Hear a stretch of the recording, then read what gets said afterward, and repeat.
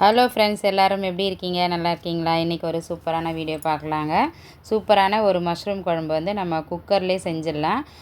சூப்பராக இருந்தது சாப்பிட்டதுக்கு.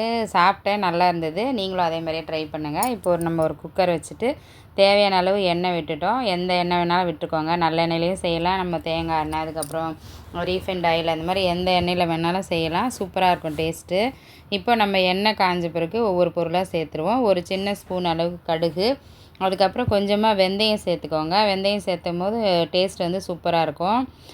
ஏன் சொல்கிறேன்னா, நம்ம ஒரு சில குழம்புக்கெலாம் வந்து நம்ம சின்ன சின்ன விஷயங்கள் வந்து நம்ம சேர்த்தோம்னாக்கா அதுதான் வந்து அந்த குழம்போட டேஸ்ட்டே வந்து வேறு லெவலில் இருக்கும். அந்த மாதிரி தான் இந்த குழம்புக்கு ஒரு ஸ்பூன் கடுகு, ஒரு ஸ்பூன் வெந்தயம் சேர்த்துருக்குறேன். நீங்கள் விருப்பம் தான் வெந்தயம் சேருங்க, இல்லைனாலும் பரவாயில்ல. நீங்கள் கடுகு மட்டும் சேர்த்து கூட செஞ்சுக்கலாம். ரொம்ப நல்லா இருந்தது. கண்டிப்பாக ட்ரை பண்ணுங்கள். இப்போ நம்ம போட்ட கடுகும் வெந்தயமும் பொரியட்டும். பொரிஞ்ச உடனே நம்ம அடுத்தடுத்து சேர்த்துக்கலாம்.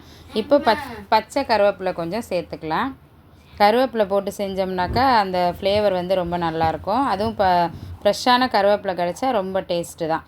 எப்போவுமே எந்த சமையலுக்குமே கருவேப்பிலை வந்து ஃப்ரெஷ்ஷாக சேர்த்திங்கன்னா வேறு லெவலில் தான் இருக்கும். இப்போது நம்ம கடுகு பொரிஞ்சு கருவேப்பிலை போட்டோம். ஒரே ஒரு பெரிய வெங்காயம் நல்லா பொடிசாக கட் பண்ணி வச்சுருந்தேன். அதை தான் இப்போ சேர்த்துக்கிறேன். நான் வந்து ஒரே ஒரு பாக்ஸ் அளவு தான் மஷ்ரூம் வாங்கினேன். அந்தளவுக்கு தான் இப்போ நான் குழம்பு செய்கிறேன். நீங்கள் வந்து அந்த நான் என்ன சொல்கிறேனோ அதே மெஷர்மெண்ட்டில் செஞ்சுக்கோங்க. இப்போ ஒரே ஒரு ஸ்பூனு இஞ்சி பூண்டு பேஸ்ட்டு. இந்த குழம்பு வந்து எப்படி சொல்கிறதுனா, நம்ம மீன் குழம்பு டேஸ்ட்டு இருக்கும். ஏன்னா இதில் வந்து நம்ம புளியெலாம் புளி கரைசல் ஊற்றி தான் செய்ய போகிறோம். அதனால் டேஸ்ட்டு வந்து நம்ம எதிர்பார்க்கறத விட ரொம்ப நல்லாவே வரும். நீங்கள் கண்டிப்பாக ட்ரை பண்ணுங்கள். அதுக்கப்புறம் நம்ம இஞ்சி பூண்டு பேஸ்ட்டு போட்டு கொஞ்சம் நேரம் வதங்கணும். அது வந்து சிம்மில் வச்சுக்கோங்க. ஏன்னா ஹையில் வச்சா அடி பிடிச்சிக்கும் இல்லையா? அதனால் சிம்மில் வச்சு நீங்கள் இதை வதக்கிக்கோங்க. அப்போ தான் வந்து அடி பிடிக்காமல் இருக்கும். அடி பிடிச்சிச்சின்னா அப்புறம் டேஸ்ட் வந்து கொஞ்சம் வேறு மாதிரி அந்த கருகின ஸ்மெல் வந்துடும். அதனால தான் சமையலை பொறுத்த வரைக்கும் ரொம்ப பொறுமை அவசியன்றதை நான் என்னோடய வீடியோஸில் நிறைய வீடியோவில் சொல்லியிருப்பேன். ஏன்னா சமையலுமே வந்து அது ஒரு கலை தான். அது வந்து எந்த அளவுக்கு நம்ம பொறுமையாக கற்றுக்குறோமோ அந்தளவுக்கு நம்மளோட சமையல் வந்து எந்த பொருள் சேர்த்து செஞ்சாலும் அது நல்லாவே இருக்கும். இப்போ இது வந்து நல்லா சிம்மிலே வச்சு வதக்கலாம். இப்போ அந்த இஞ்சி பூண்டு பேஸ்ட்டு வதங்கிடுச்சு. இப்போ அடுத்தது ஒரே ஒரு பெரிய தக்காளி, நல்ல பழுத்த தக்காளியும் சேர்த்துக்கோங்க. அது வந்து இந்த குழம்புக்கு ரொம்ப முக்கியம். இப்போ நல்லா வதங்கி வந்துடுச்சு தக்காளி. இப்போ இந்த நேரத்தில் நம்ம க்ளீன் பண்ணி வச்சுருந்தா மஷ்ரூமை வந்து சேர்த்துக்கலாம். நான் வந்து ஒரு பாக்ஸாக வாங்கினேன் சொன்னேன் பார்த்தீங்களா? அதில் வந்து ஒரு மஷ்ரூமை 2ஆக கட் பண்ணி போட்டுருக்குறேன். ரொம்ப பொடிசாக போடாதீங்க, 2 பீஸாக கட் பண்ணி போட்டுக்கோங்க. கொஞ்சமாக மஞ்சள் பொடி சேர்த்துட்டேன். இப்போ நம்ம இந்த மஷ்ரூமை வந்து வதக்கி கொஞ்சம் மூடி வச்சு வதக்கினோம்னாக்கா அதில் இருக்கிற தண்ணி வந்து நமக்கு அந்த நம்ம செஞ்சு இந்த வெங்காயம் தக்காளி கலவையில் அது சேர்ந்துக்கும். அதாவது அந்த மஷ்ரூமில் தண்ணி இருக்கிறது வந்து இறங்கி வரணும். அப்போ தான் வந்து அந்த நம்ம போடுற மசாலா வந்து நல்லா அப்சர்வ் பண்ணணும். அதுக்காக மூடி வச்சு ஒரு நிமிஷம் கூட இல்லை, 1 நிமிஷம் 2 நிமிஷம் நம்ம நல்லா வதக்கி விட்டுடலாம். இந்த மாதிரி நல்லா சுருங்கி வந்துடும். வந்துட்ட உடனே அதுக்கப்புறம் நம்ம மசாலா சேர்த்துக்கலாம். ரொம்ப சிம்பிளான மசாலா தான், ரொம்ப ஹெவியாலாம் கிடையாது. இதையும் அரைச்சி ஊற்ற வேண்டியதெல்லாம் இல்லை. நம்ம வீட்டில் இருக்கிற குழம்பு மிளகாத்தூள் தான். 2 ஸ்பூனு இல்லை 3 ஸ்பூன். எங்கள் வீட்டில் கொஞ்சம் காரமாக வேணுன்றதுனால 3 ஸ்பூன் சேர்த்துக்கிறேன். 3 ஸ்பூனுக்கு அதிகமாக கூட சேர்த்து, எங்கள் வீட்டில் காரமாக தான் சாப்பிடுவாங்க குழம்பெல்லாம். ஏன்னா காரம் கம்மியாக இருந்தால் எங்கள் பசங்களுக்கு அந்தளவுக்கு டேஸ்ட் வரலன்னுவாங்க. மஞ்சள் பொடி சேர்த்தேன்னு சொன்னேன் பார்த்தீங்களா? இப்போ தான் சேர்க்குறேன்.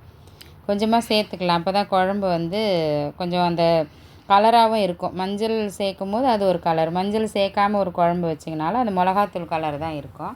அதனால் மஞ்சள் பொடி சேர்த்திங்கன்னா இன்னும் கொஞ்சம் வேறு கலரில் இருக்கும். இப்போ இது நல்லா கிரேவி மாதிரி நான் தண்ணி ஊற்றாமே நல்லா வதக்கிட்டு, இப்போ நம்ம புளி கரைசல் வந்து கரைச்சி வச்சுருந்தோம். ஒரு நெல்லிக்காய் சைஸ் அளவுக்கு நான் புளி கரைச்சி தண்ணியாக வச்சுருந்தேன். அதை வந்து இப்போ நம்ம சேர்த்துட்டோம். இப்போது தேவையான அளவுக்கு தண்ணி விட்டுக்கலாம். ஏன்னா இந்த குழம்புல வந்து நம்ம நிறைய தண்ணி விட்டு செஞ்சோம்னாக்கா ஏற்கனவே மஷ்ரூமில் கொஞ்சம் தண்ணி இருக்கும். அந்த தண்ணி இந்த குக்கரில் விசில் போடும்போது இறங்கி குழம்புல வரும்போது ரொம்ப தண்ணி ஆகிடும். அதனால் தண்ணி மட்டும் கொஞ்சம் பார்த்து வச்சுக்கோங்க. அதுதான் வந்து இந்த குழம்புக்கு ரொம்ப முக்கியம். இப்போ தேவையான அளவு கல் உப்பு, எந்த சமையலுமே நீங்கள் கல் உப்பு சேர்த்திங்கன்னா அது ஒரு விதமான டேஸ்ட் இருக்கும். நம்ம தூள் உப்பு வந்து கொஞ்சம் கணக்கில், எனக்கெலாம் தூள் உப்பு போடுறது வந்து அந்தளவுக்கு அளவு தெரியாது. எனக்கு கல் உப்பு தான், அதுவும் கையில் எடுத்து போட்டால் தான் என்னோடய சமையலுக்கே என்னமோ ஃபுல்ஃபில் ஆன மாதிரி ஒரு ஃபீல் கிடைக்கும். அதனால் கல் உப்பு சேர்த்து இப்போ தேவையான அளவு தண்ணி விட்டுடலாம். அவ்வளோதாங்க. இப்போது தண்ணியெல்லாம் விட்டுட்டோம். இப்போ என்ன பண்ண போகிறோன்னா, இப்போ தான் வந்து நம்ம குக்கர் மூடி விசில் போட்டு எடுத்தோம்னாக்கா குழம்பு ரெடி. இப்போது நான் சொன்னேன்ல கொஞ்சமாக கரம் மசாலா சேர்த்துக்கிட்டோம்னாக்கா ரொம்ப டேஸ்ட்டாக இருக்கும். அது வந்து இது வந்து ஆப்ஷனல் தான். அதனால தான் நான் சொல்லலை முதல்ல.